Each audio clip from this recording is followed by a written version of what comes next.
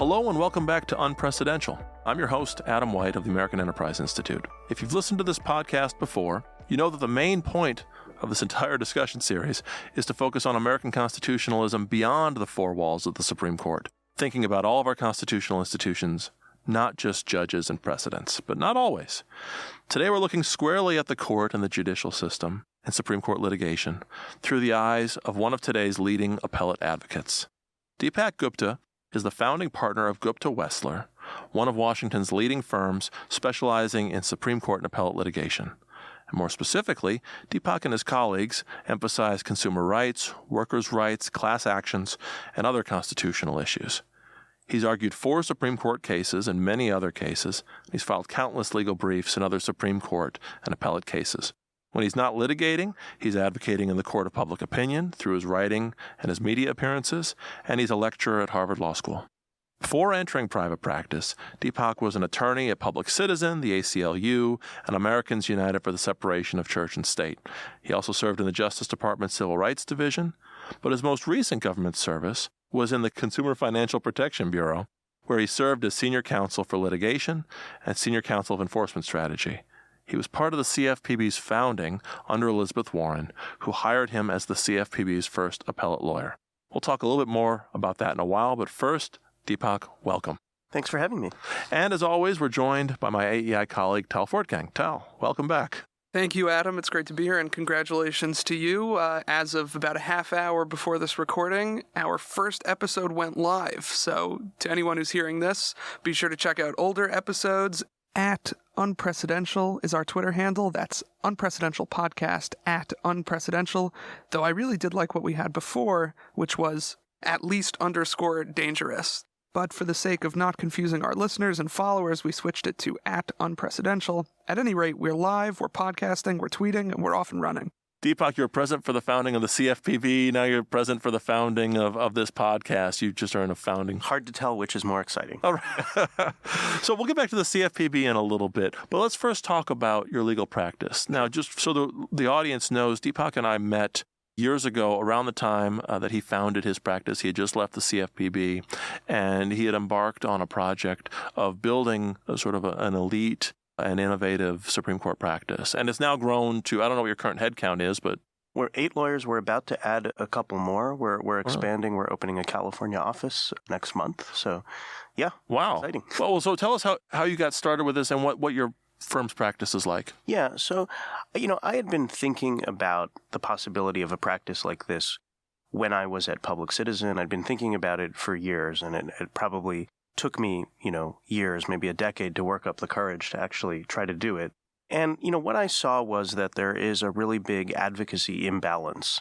Specialization in Supreme Court and appellate advocacy tends to be concentrated in big corporate law firms or in places like the Solicitor General's offices, in the States, in the U.S. Solicitor General's office.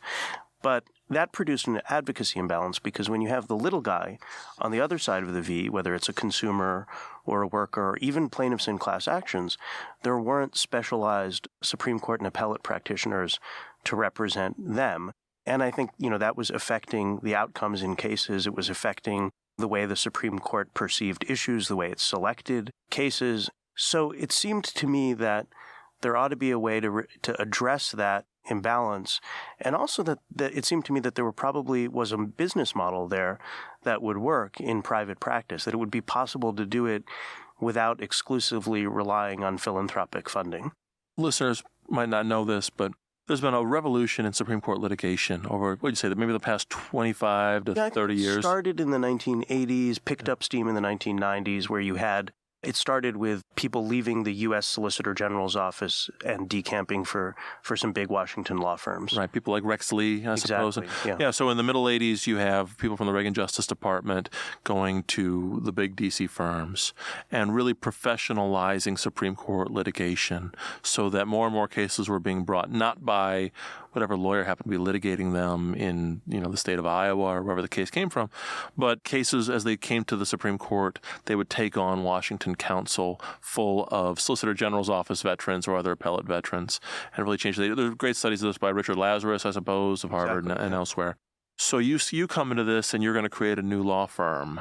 What's that like? Actually, it's one thing to say there's an opportunity here and a need, but how do you actually leave a large institution like the nonprofits you'd worked for or the agency you just helped to found, and you're creating this new firm? Yeah, it was a really terrifying thing to do. I mean, I think I had some sense that I could do it because I had developed relationships with lawyers around the country when I was a practicing lawyer at Public Citizen. And I had argued a case in the Supreme Court, AT&T versus Concepcion, that was about whether corporations could use the fine print of contracts to prevent workers and consumers from banding together and bringing class actions. And there were a whole lot of advocates, people who represent consumers and workers and all sorts of class action plaintiffs lawyers who followed that case really closely. And so they were familiar with the advocacy work I had done. I had met a lot of folks through that and many other cases that I had done around the country. And so I had a sense that, okay, I could work with some of those kinds of lawyers, use that as a base to build a practice. And it's worked and has really surprised me how much we've been able to expand beyond that into a bunch of different progressive areas and plaintiff side areas, really where we are, the only firm that's really offering that kind of representation. I don't think we are competing with our counterparts at, the other big Washington firms because they're just representing different kinds of clients. You actually, when you founded your firm, you really advertised the fact you're focused on particular issues or being underserved issues with, I think it's fair to say, a progressive or a populist bent. I don't know how you'd frame it. But you said we're going to focus on things like consumer protection, right? Which was a natural outgrowth of your work at the CFPB, right? Things like workers' rights and so on.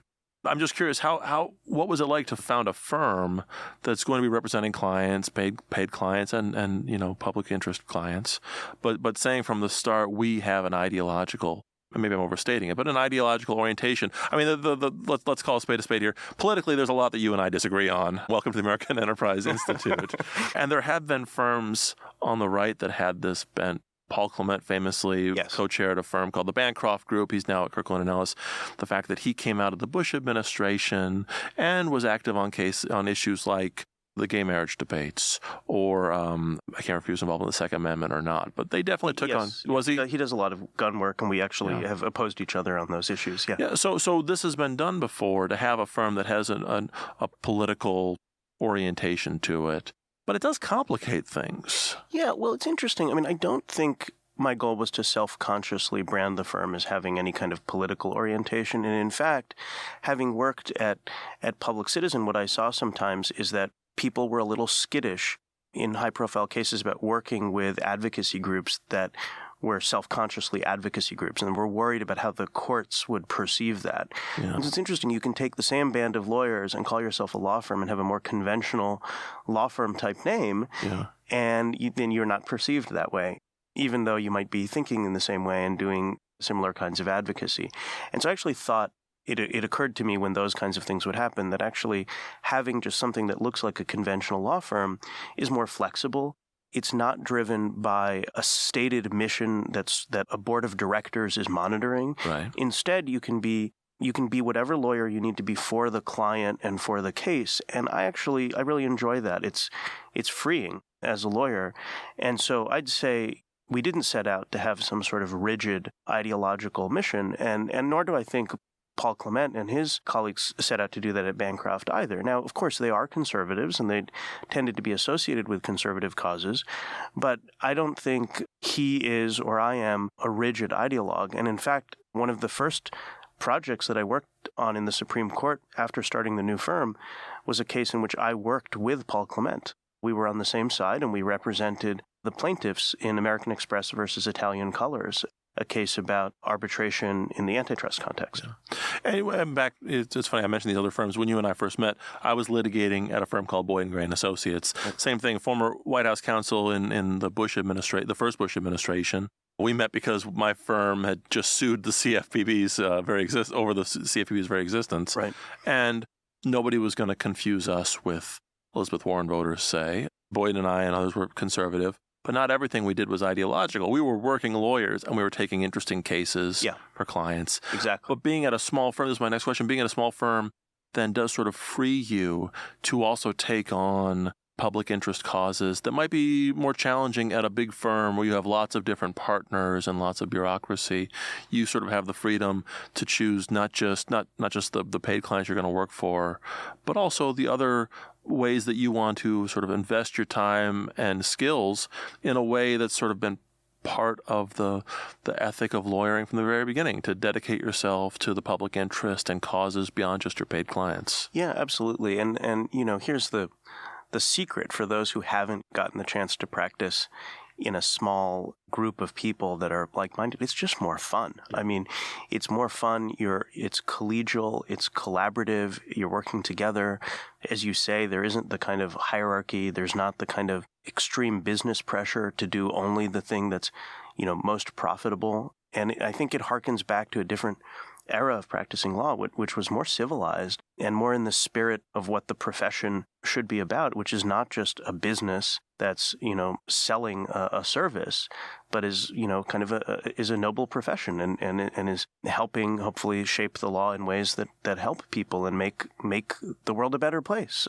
It also leaves room. You mentioned that I teach. Yeah. I teach right now at Harvard Law School. I've taught in the past at Georgetown. Lawyers in our firm write things that aren't for cases, articles, and other sorts of things. And I think being smaller, being less hierarchical, being less profit-driven allows you to create a platform where people can do all those kinds of activities, which over time is much more fulfilling. It's a richer experience. We're in this for the long haul. Yeah. You mentioned a couple of cases that you've argued in the Supreme Court. I went and checked your oye.org page as we were getting ready for this to see. And at last count, I guess it was 4 cases. And in one of these cases, the court actually selected you, right? It was a case where the court felt that there was one issue that needed representation that didn't have it among the parties. And so they specifically sought you out as amicus, as friend of the court, to argue the case. First question is, where do I sign up for a deal like that? And second, just in general, what's it like to argue a Supreme Court case? So this is something that happens from time to time, and I don't know how much the public generally knows about it, but I'll just say it is actually to your great credit. I mean, the court is very careful about handing these cases out to people. They're looking for somebody they can trust to really responsibly and thoroughly and credibly argue a position that they single out as needing representation. And so that's a great credit to you that they picked you. Yeah, it was a real honor, and it was a complete and total surprise. I know that they have this practice. So, sometimes it happens when the Solicitor General abandons a position, which is what happened in my case. Sometimes it's when there's a jurisdictional issue or some other kind of issue that the court thinks is important, and the parties are not going to be addressing it. And so what happens is that the circuit justice, each of the justices are assigned to a particular circuit in the country. That justice gets to decide and recommend to the full court that an advocate be selected. And then they call up the advocate. So we literally get a call from the Supreme Court, from Justice Sotomayor's chambers. Right. And there's absolutely no warning. And they actually tell you before they grant the case. So you have to, you're sworn to secrecy, right, because they have to make sure you don't have a conflict. And you don't have any, choice in the matter. So I was assigned to represent a position abandoned by the Social Security Administration that would actually foreclose the little guy in Social Security cases from getting into court. And a lot of people thought this was sort of funny because I am associated with trying to get the little guy into court. Yeah, I got to admit, when I saw this, I had to read it twice. I thought I'm misunderstanding the case here. But anyway. Yeah, so it wasn't probably the position I would have chosen if I were choosing the position. And the morning that I was arguing the case, before you walk into the courtroom, you're in this area called the Lawyer's Lounge. And I ran into Paul Clement, who was also arguing that morning. He was arguing a voting case. He thought it was hilarious that I was going to be arguing on this side. He actually said, I wonder what they would have in store for me.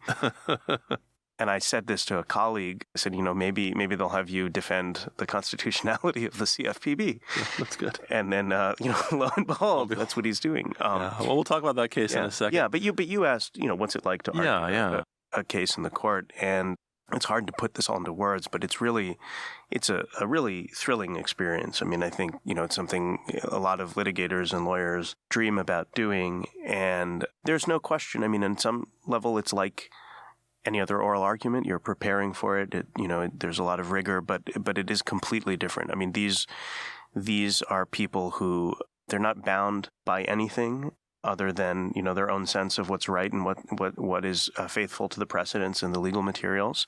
And the level, the rigor and the level of preparation you go through is like nothing else. I mean, you moot and moot and moot. You do lots of practice sessions such that when you actually do the real thing, I think it is almost like you're playing a video game or you're doing some athletic skill where you've developed a kind of muscle memory. You've trained yourself to know what kinds of questions are going to be asked and to look out for those questions.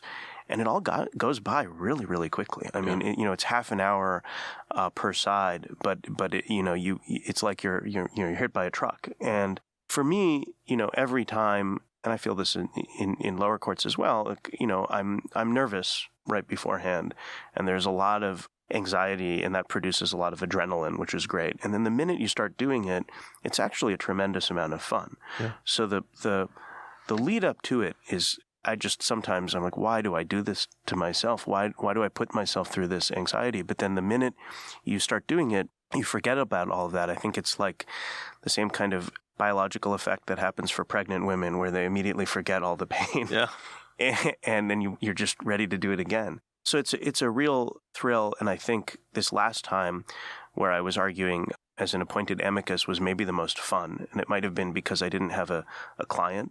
There wasn't quite as much at stake. And I felt really comfortable and really enjoyed it. I mean, it really is a tremendous privilege and a lot of fun to be able to directly engage in this dialogue with the justices. And it's really a testament to, this institution of government, that's this whole branch of government that is transparent about its deliberative process. And it's not just for show like it is across the street in Congress. It's not like a congressional hearing where it's just a kind of a charade. Mm-hmm. They're really asking questions that they want to know the answers to help them decide. And you're getting to participate in that process, which is really something kind of beautiful. This dovetails fantastically well, actually, with the last episode that we recorded with Yuval Levin, in which he was discussing how a good functional institution actually shapes the people who participate in it. And it, viewed in this light, at least, the Supreme Court seems to be on stable ground. Did you feel yourself shaped in a certain way, compelled to behave in a way that was different, or think about your own role in a way that was different, either just before the Supreme Court or when you were compelled to come before them?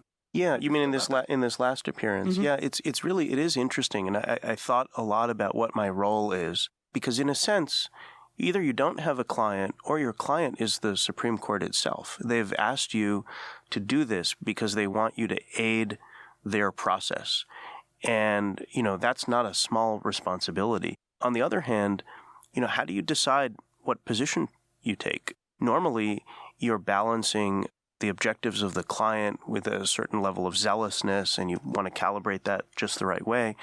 But in this scenario, you can just be a credible broker. But at the same time, you do start to believe the position that you've taken. And it's an interesting kind of, just to examine yourself and the psychology of an advocate. I guess I can talk myself into arguing anything. Let that be a lesson for us all.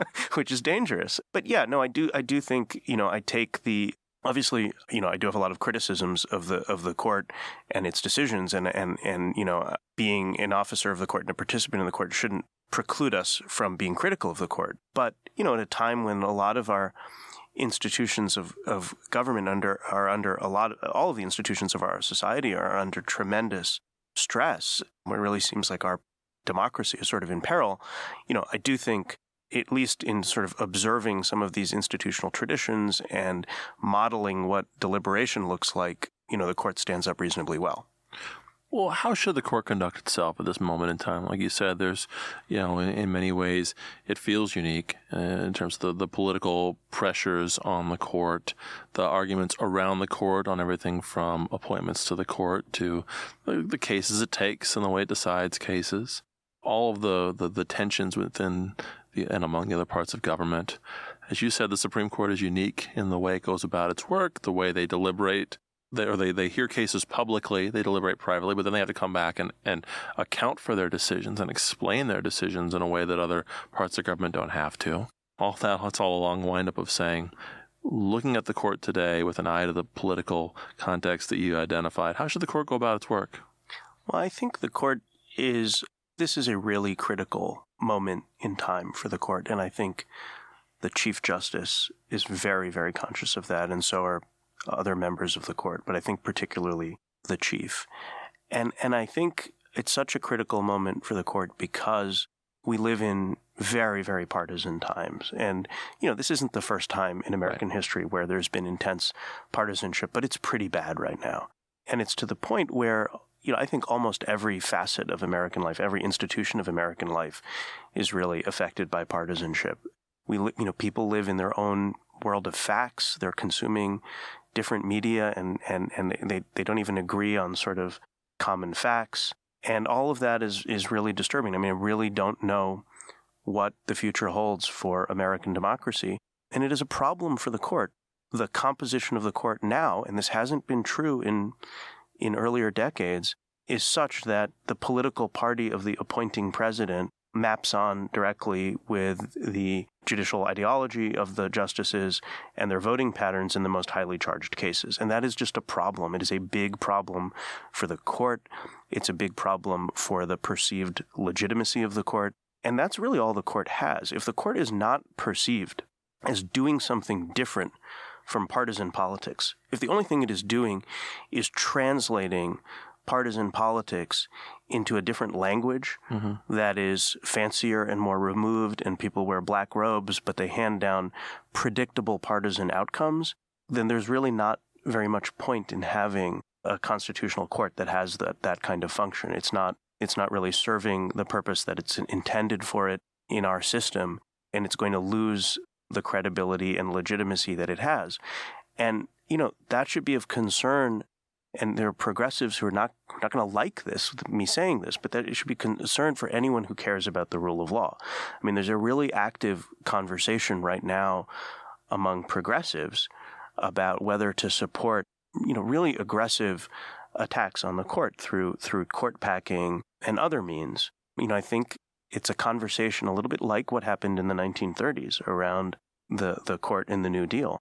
Now, one school of thought is that the court packing plan actually succeeded. It failed, of course. It didn't pack the court, but it persuaded the court that it needed to change and get with the times, lest it sacrifice its legitimacy. And there's a school of thought that the same thing should happen now. So, I don't think it's an exaggeration to say that this is, one of the most crucial moments for the court's legitimacy in American history, and I don't see that problem going away. Now, when I teed up the question, I was focusing on the political context around the court, but some people would say that's just the wrong way to think about this, that the court should go about its work in times of political polarization the same way that it go about its work in times of political consensus, right? That the job of a judge is to read the law and decide a case and not to overthink things like how will the public sort of receive the decision, how will the public think about the votes of the judges and how they align with the political party of the president that appointed them. That all the judge should do is just read the law and decide the case. And the moment you start trying to avoid political problems, you're actually creating a different kind of political problem. It looks like you're trying to cater to a political situation. How would you respond to somebody sort of presenting that question? And I think every judge is going to say that all they're doing is reading the legal materials and deciding the case. No judge will say, I'm concerned about how this will, play out in public opinion. But the reality is that the court is at least in part a political institution, and it has to know that there are certain things it can't get away with. And this becomes most obvious when the court is deciding really momentous social questions.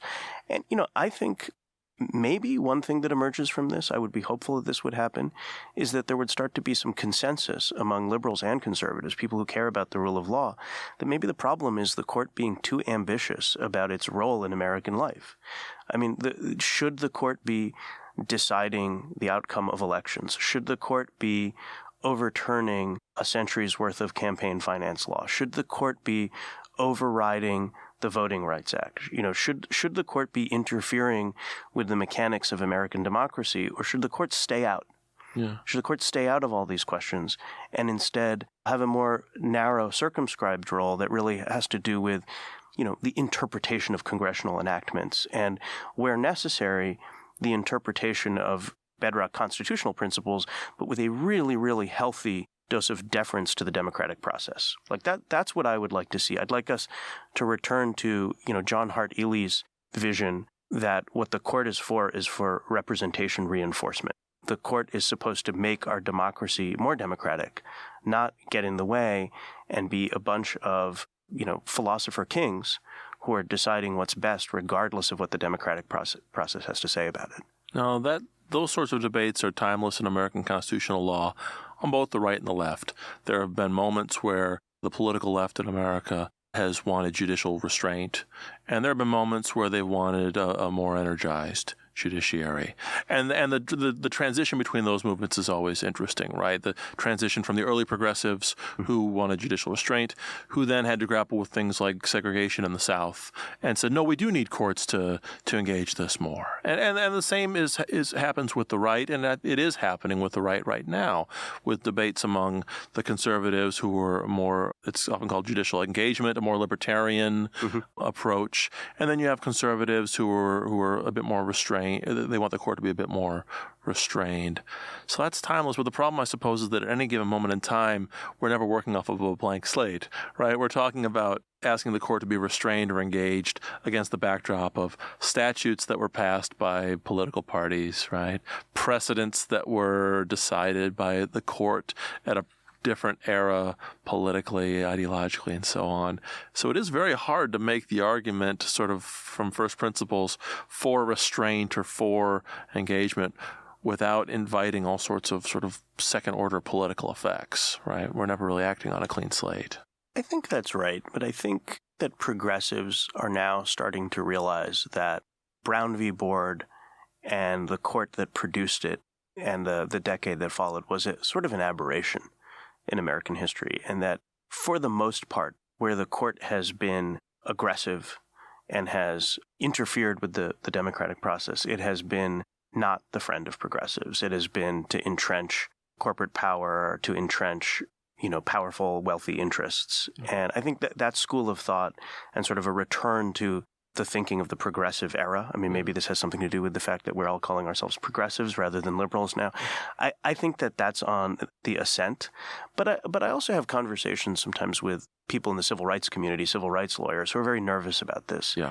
Because civil rights really does depend more so than other kinds of progressive victories on the judiciary. And, Brown is the crowning achievement of civil rights. And so there's a concern that we may go too far, the pendulum will swing too far. So I mean, that is a conversation that's happening, and it's interesting. I mean, these conversations are happening on the left and the right, and maybe there needs to be a shared conversation. But right now, I think they're happening very separately.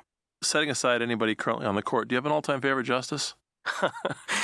Right now, I think of the sitting justice. No. Not the sitting justice. Leave the sitting justices out. I mean, if you want to pick a favorite, go ahead. But historically, do you have sort of I really love Justice Stevens. I loved a lot of things about the way Justice Stevens conducted himself on the job. He was the most unfailingly polite justice. He would ask, "May I ask a question?" And then when he asked the question, it wasn't aggressive, but it was the best question, and it sort of often went to the heart of the case. And he was iconoclastic. I mean, he wasn't, maybe the late Justice Stevens seemed more like this, but I think that has more to do with the rightward drift of the court. He was not someone who was just playing from a fixed ideological playbook. He's the kind of judge I think you were describing earlier who reads the materials and comes to the what he thinks is the right conclusion. Yeah. Now, as a conservative, he drove me crazy, right? Because he was iconoclastic. He was appointed by President Ford. Whether he drifted left or the court drifted right, the fact is that the gap between he and his fellow Republican-appointed justices became ever more visible, much like Souter. Right. We conservatives wish we had a few more of those in our direction, right? I can think of Justice White, maybe, who was a Kennedy appointee who wound up, I suppose, dissenting in Roe v. Wade and on a variety of issues was sort of easily categorized as a conservative at the end of his career. Mm-hmm. For conservatives, it's very frustrating that the growth or the change tends to disappoint us. And that's why you see us, saying no more suitors or Right. whatever. But I really think that has more to do with the rightward drift of the court and the rightward drift of the conservative movement. I mean, these sort of reasonable, moderate Republicans, the Jim Jeffords Republicans, or, these people like Northeastern kind of establishment Republicans, they've just been shoved out of the party, shoved out of the conservative movement. Yeah. But in some ways to make room for the folks that left the Democratic Party to join the Republican Party, right? I don't know. I don't know that Doesn't that's paint true. a pretty picture of either party. No. Fair. Well, we have a few minutes left. I do want to ask you about the CFPB. That's how we originally met. When I was in private practice at Boyd & Gray & Associates, we filed a constitutional challenge to the CFPB. You had just left. I think we met because you were debating my boss, Boyd & Gray, at a bar association event. We filed that case, 2012, 2013. It was a long time ago. Right. The issue is now arriving at the Supreme Court. That's not the case I worked on, and I'm no longer involved in that case at all. But the Supreme Court is going to decide whether the Consumer Financial Protection Bureau, which was created in the Dodd-Frank Act and really envisioned by then Professor Elizabeth Warren as an independent regulatory commission or independent agency focused on consumer financial protection apart from all the other federal agencies, really focused first and foremost on protecting the consumers, whether that agency is unconstitutional by the way it's structured. And the issue before the court is whether an agency to have the kind of independence that's ascribed to the CFPB, whether it needs to be a multi-member commission like the FTC or the Federal Energy Regulatory Commission. I know you haven't. Actually, I don't know if you're involved in that case. I am. Yeah, Oh, I'll be filing a brief. Yeah. Oh, well, then I'm not sure if I'm allowed to ask this question since you haven't filed the brief yet, and feel free to bow out. But I think the CFPB's independence is unconstitutional. I've been arguing about this for 10 years. Why am I wrong? Yeah, I mean, I do think you're wrong. I do think that the CFPB is constitutional. And I think, in some ways, the question before the court might be sort of a narrow technical legal question that I'm curious whether it's going to have much effect in the real world, because really what it boils down to is whether the for-cause removal protection for the director that protects the director from simply being fired at will by the president because of policy disagreements, whether that provision is unconstitutional given that the agency is a single director agency.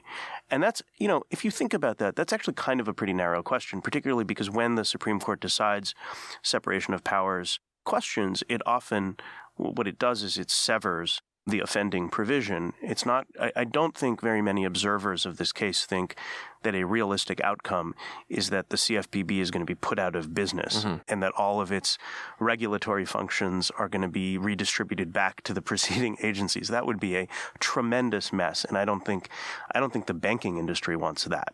So that's really the question. And then the question is, for conservatives, who I think a lot of your listeners are conservatives, look at the text of the Constitution.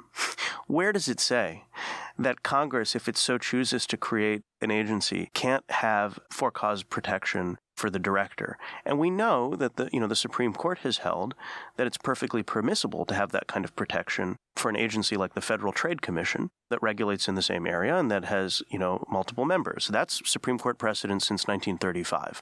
Then it's incumbent on those who are attacking the CFPB's constitutionality to draw a constitutional distinction between those two different arrangements. And, Justice Kavanaugh took a stab at this when he was on the D.C. Circuit, and he said the relevant principle here is liberty, that it takes away from our liberty to have an agency with a single director that has for-cause protection, but it doesn't take away from our liberty to have a multi-member commission. I just don't know where you get that from the text of the Constitution, and I think sort of harkens back to what we were talking about earlier. I'd like to see judges who don't sort of divine in the Constitution's, spaces, its unwritten parts, principles like that. I'd rather see them defer to the political branches that learn through experience and experiment with different forms of government organization. Years ago, when Justice Kavanaugh was still Judge Kavanaugh, he gave a talk. He gave a couple of talks over the years at AEI, and in one of them during the Q&A, he was asked, is there one Supreme Court precedent that you wish you could just wipe away? And I was there when he answered the question, and at first he said, I can't answer a question like that, and the room kind of laughed. And then he said, well, okay, Morrison v. Olson, which was it wasn't the FTC case, it was the independent counsel case. Right. But there, rests. I mean, Justice Scalia dissented. I think Justice Kavanaugh has been pretty clear that he would like Justice Scalia's dissent to be the law. It's not. It's a dissent. Well, on the constitutional question, I mean, you're right. There isn't a provision that says agencies can't have independence unless they're multi-member. But the crux of the case gets back to the notion that the president, the Constitution does say the executive power shall be vested in a president of the United States. I think I could be wrong. I think Kavanaugh, in his D.C. Circuit opinion, said something like, the CFPB is effectively the president of financial regulation, right? Because it has this measure of independence from the president. So if the president has the executive power and the power to take care that the laws are faithfully executed, and he swears an oath to faithfully execute his office, doesn't that mean that everybody who works in executing the laws should be fully and directly accountable to the president? Sounds like you're asking me whether I believe in the unitary. Yeah. And the answer is no. And I think I'm not sure anyone really does. And anyone is really totally faithful to it. I mean, I think most people think it's important to have a central bank. That Donald Trump ought not to be able to call up the chairman of the Federal Reserve and dictate monetary policy. God, that would be scary, wouldn't it? So, there are lots of institutional arrangements that we have where we think it makes sense to have some measure of insulation from politics. We don't want them to be utterly unaccountable. There's oversight by the CFPB has a lot of oversight. There's oversight by Congress. There's oversight by all the other federal agencies, which can gang up through the Financial Stability Oversight Council and overrule its decisions. And ultimately, of course, the person is appointed by the president and must be confirmed by the Senate. So there are a lot of accountability mechanisms, but there are also a lot of institutional arrangements that I don't think meet that understanding of the unitary executive. And I don't think that understanding is really reflected in the current Supreme Court's separation of powers jurisprudence. So, I don't know what will happen with the case. I wouldn't be shocked and surprised if the court adopted some more measured version of Justice Kavanaugh's or then Judge Kavanaugh's position. But I also think the real-world impact could be that Elizabeth Warren or whoever the next president is gets to name a CFPB director on day one, and the agency is here to stay. I think, the more important thing is that's not going to be a body blow for the agency. It might have some symbolic importance, but this agency is popular. It has delivered results for American consumers. It's returned over $12 billion in ill-gotten gains from financial institutions. And if you go back to the time when the Securities and Exchange Commission was proposed and debated and ushered in, a lot of the critiques and rhetoric against the SEC was very similar to what people said about the CFPB at the time of its creation. Yeah. And you don't hear anyone saying that anymore. I mean, I think you'd be a crackpot to say, you'd sound like a crackpot now if you said that we should abolish the SEC. Everyone kind of understands that we need, for functioning securities markets, we've got to have some regulation. I don't think that's really something that liberals and conservatives disagree on. Just really quick on the point about the CFPB and the issues in this one case. One of the ironies of the case, in a way, is the challengers are now asking that the court declare that the only independent agencies can be independent multi-member commissions, right? I think that's a fair statement, right? I think that's right. I mean, that was Kavanaugh's opinion in PHH, is to have an agency with this much independence, it needs to be a multi-member commission where the power is diffused among, and the commissioners sort of check and balance one another. That's the Humphreys executor versus FTC model that the court affirmed in 1935. That approach has always been sort of anathema to conservatives, at least since the Reagan era. In this case, it'll be interesting to see how the court, if it actually does declare part of the CFPB unconstitutional, how it frames it, whether it's sort of further re-entrenching the Humphreys executor model and saying we're going to abide by that line, which would have been very unsatisfactory to conservatives, maybe it would be today. Or whether they say, no, we're going all in with I don't think that it would be shocked if they said there could be no agency independence at all. But in a way, to strike down the CFPB, they have to reaffirm the line drawn by Humphrey's executor. Yeah, I think that will be a real challenge for the conservatives on the court, and I think there may be significant disagreement among them about how to do that. And so then the question is it possible to craft a majority opinion that is agnostic on the question? Yeah. And I think it's pretty hard to do that. They did a little bit in the Sarbanes-Oxley case a few years ago, Free Enterprise Fund. Right, Free Enterprise. Where they said, well, they sort of assumed for the sake of argument that the SEC has independence from the president, which isn't explicit in the statute, but it's always been sort of implied. They said, well, assuming that the SEC is independent, you can't have two layers of independence. Right. I mean, they could say, you wouldn't say assuming that Humphrey's executor is good law, but you could say Humphrey's executor is not being directly challenged here. Right. Assuming that, some measure of for-cause protection may be permissible in other contexts, we hold, in using the same kind of reasoning as in Free Enterprise, that it's not permissible to do it here where it's a single agency head. But, I even question the empirical sort of assumption that there's more accountability when you've got multiple members. I'm not sure that's true. You don't know who to blame then. Yeah. Whereas if you've got one person, you know exactly who to blame. We only have a minute left. Let's close on this point. You made a point just a moment ago about the CFPB, the fact that it was controversial at its founding, but it was founded, and it's hard to imagine it being undone. Conservatives and libertarians, when we push for regulatory reform, we challenge what we see as agency overreach or so on. It's often an argument of Steve Bannon. What he said has always been implicit in conservative arguments. Our project is a project of deconstruction. But the construction of institutions is, if successful, has much longer lasting effects, right? And that's not always in a progressive direction. When President Reagan created OIRA in the White House, it had a lot of critics among progressives. Yes. But it was a successful institution that President Clinton and then President Obama also retained, changed in many, in some ways, recalibrated. But it was an institution that took root. Good example. Yeah. Not that you're in the business, I suppose, of advising far-right conservatives like me, but based on your experience in building an institution like the CFPB, do you have any advice for how conservatives like me, benighted however we might be, could learn from the example of just the institution building of the CFPB in our own sort of approach to policy?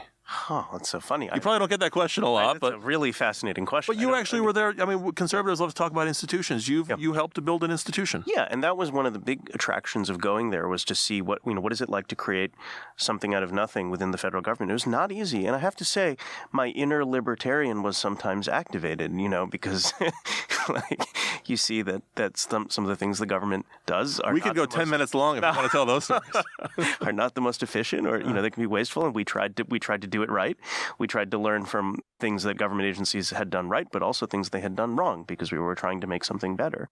So, I don't know. I'm not generally in the business of giving advice to conservatives or institution building, and I don't even know what a conservative is anymore in Donald Trump's America. But maybe when Donald Trump is gone and maybe Trumpism is gone, there'll be an opportunity to sort of rebuild what, conservatism means. I'd love to see that happen, because I do think we need two functional opposing forces in American life that are behaving rationally and operating based on facts. Oh, for all that you and I disagree on policy, that seems like a fairly nice note to end I don't on. know. We Could can be agree on that. sabotage. Well, Deepak, like I said, for all that you and I have disagreed on over the years on policy, I really do admire the work you've done in founding this law firm, and I wish you great success. Maybe not in the CFPB case, but I think you definitely are a role model for people on both the left and the right on pursuing a career in law that is both interesting but also really advances the public interest. And so I thank you for doing all that, and also I thank you for coming onto the show. Well, thanks so much. That's so nice to hear you say, and this has been a really fun conversation. Okay, we'll argue about something else next time. Yeah. We thank our audience for joining us today. We hope you'll join us again for the next episode of Unprecedental.